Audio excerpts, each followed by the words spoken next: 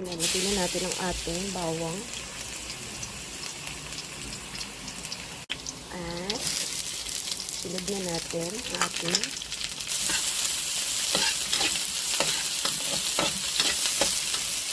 magluluto tayo ng pork dinuguan, guys. So, imbana na ng ating sibuyas at bawang.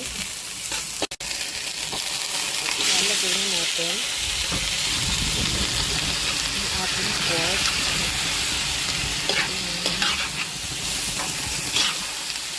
So, antayin lang natin maluto ito hanggang maging golden brown. Nang lumambot na rin. Nilamas ko na nga pala, guys, ng separate. Hindi ko na binibiyuhan yung ating dugo na ilalagay mamaya. At lalagyan din natin siya. So, yun lang natin siya hanggang maging golden brown. Lalagyan ko ng konting water. Saka na para siguradong malambot. Saka natin ilagay ang ating nilamas na dugo. Ayan.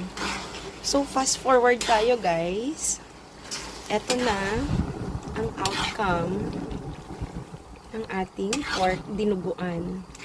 Paano po kayo magluto ng inyong pork dinuguan?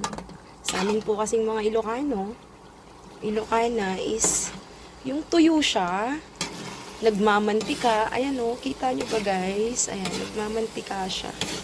Ayan. Nakakatakam na siyang tingnan. So, nalagyan ko na yan ng siling pansigang. As you can see, guys. Ayan.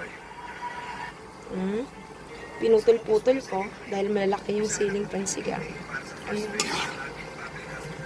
So, paluto na. Manganta yun.